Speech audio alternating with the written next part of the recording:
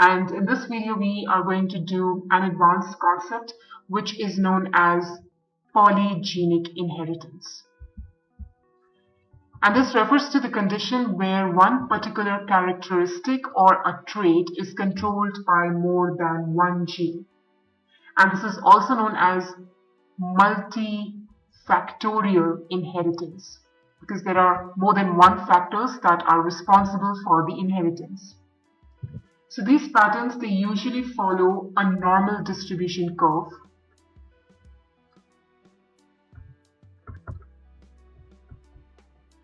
So that is a bell-shaped curve to show the distribution of individuals with the particular characteristic. That means it shows continuous variation. So if you plot the number of individuals with respect to the characteristics, you will get a curve like this. So this is known as a normal curve or a bell-shaped curve. By increasing the number of genes, if the number of genes controlling a particular characteristic are increased, the number of phenotype combinations also increases.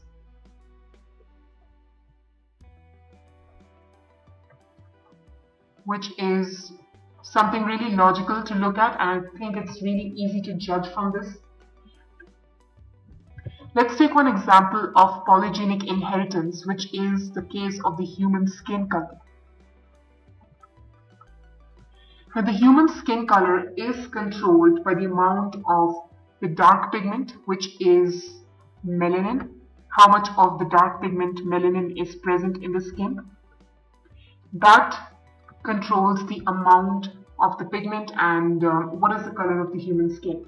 Now, at least 4 genes are responsible. There could be more, but as of now, at least 4 genes are responsible for determining the human skin color.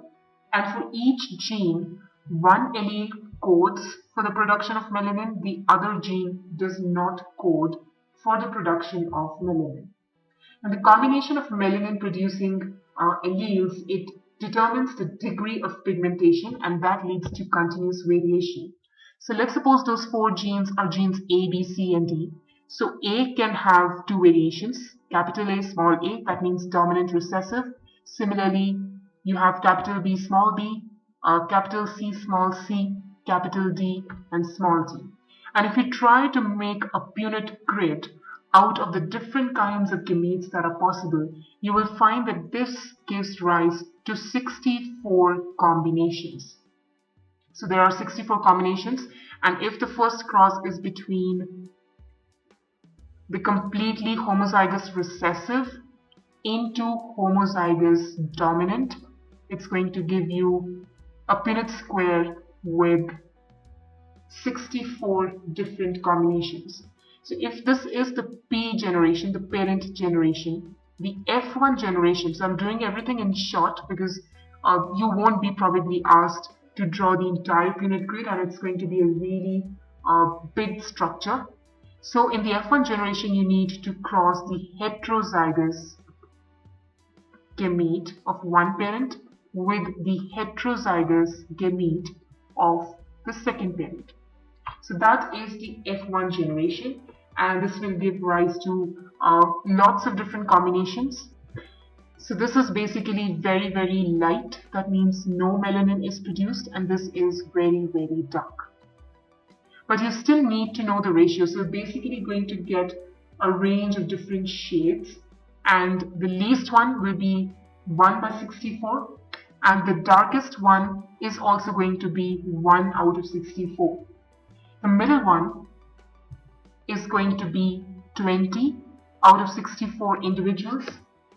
And then you have 15/64 on this side, 15 individuals out of 64 on this side. And then finally 6/64 on this side, 6/64 on this side. So basically out of the 64 combinations, 20 of them are going to lie in the middle range. So if you plot these values on a graph where this is 0 and this is 64, you'll see the extremes are just 1 each. So they probably start from somewhere here. The middle one goes up to 20.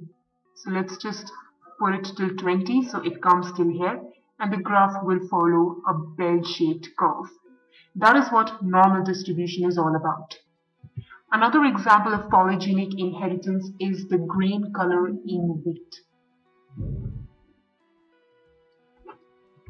So specifically in wheat grains vary in color from white to dark red. That depends on the amount of the red pigment that the grains contain. Now for grain color in wheat, there are 3 genes that are responsible for controlling the color, and each of the 3 genes has 2 alleles. One that codes for a red pigment, the other that codes for no pigment, just like we had in skin color. The most frequent combinations, they have an equal number of pigment producing and no pigment. That means they have this combination. So they have an equal number of pigment producing alleles and an equal number of non-pigment producing alleles. And again, the overall pattern of inheritance is going to show a normal distribution or a bell-shaped curve. So that is all that you need to know for polygenic inheritance, and I hope this was useful. So thank you so much for watching this video.